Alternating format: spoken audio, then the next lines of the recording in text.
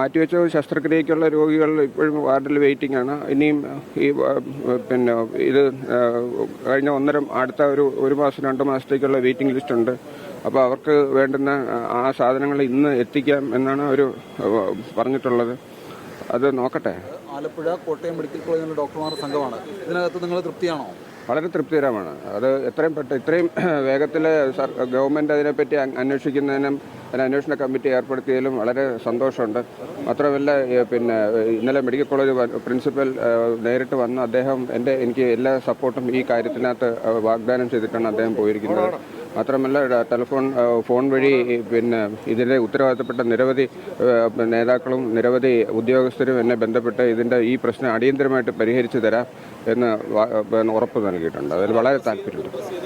എല്ലാ വിഷയങ്ങളും വിദഗ്ധ സമിതി അന്വേഷിച്ച് ഇതിന് ശാശ്വതമായ ഒരു പരിഹാരം നേടിത്തരാമെന്ന് അവർ ഉറപ്പ് നൽകിയിട്ടുണ്ട്. ഇതിപ്പോൾ തിരുവനന്തപുരം മെഡിക്കൽ കോളേജിലെ സൂപ്രണ്ടും പ്രിൻസിപ്പളും അന്വേഷണ പരിധിയിൽ വരുന്നുണ്ട്. അപ്പോൾ അവരുടെ ഭാഗത്ത് വീഴ്ചയുള്ളതടക്കം അന്വേഷിക്കും. എനിക്ക് അങ്ങനെ അവർക്കെതിരെ ഒരു അന്വേഷണം നടത്തണമെന്നോ അവരെ ഹർട്ട് ചെയ്യണമെന്നോ ഒന്നും എനിക്ക് താല്പര്യമില്ല. കാരണം അവരും ഈ സിസ്റ്റത്തിൻ്റെ ഭാഗമായിട്ടുള്ള അവരെല്ലാം അഡ്മിനിസ്ട്രേഷനിൽ വലിയ എക്സ്പീരിയൻസ് ഇല്ലാത്ത ആൾക്കാരാണ്. എന്നെപ്പോലെയുള്ള ഡോക്ടർമാരാണ് അവരും.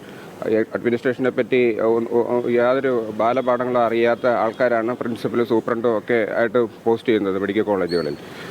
ഹെൽത്ത് സർവീസിലുള്ളതുപോലെ അഡ്മിനിസ്ട്രേറ്റീവ് കേഡർ എന്നൊരു പോസ്റ്റ് DME സർവീസിലില്ല. അതുകൊണ്ട് തന്നെ അഡ്മിനിസ്ട്രേഷനെ പറ്റി അവർക്ക് പുതുതായി ജോയിൻ ചെയ്യുന്നവർക്ക് ഒരു തരത്തിലുള്ള വിജ്ഞാനം ഉള്ളതല്ല. അതുകൊണ്ട് തന്നെ അവർക്ക് ഈ കാര്യങ്ങളിൽ നടപടികൾ എടുക്കാനും അതിൽ തീരുമാനങ്ങൾ എടുക്കാനും പരിമിതികളും ഭയവും ഉണ്ടാവും.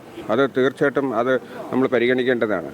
ഇനി മേലാൽ ഇത് അങ്ങനെയാണെങ്കിൽ ഇതുപോലെയുള്ള കേഡറുകളിൽ അഡ്മിനിസ്ട്രേഷൻ പരിചയമുള്ളവർക്ക് കൂടുതൽ റോള് കൊടുക്കുന്നത് നല്ലൊരു തീരുമാനമായിട്ട് എനിക്ക് തോന്നുന്നുണ്ട്.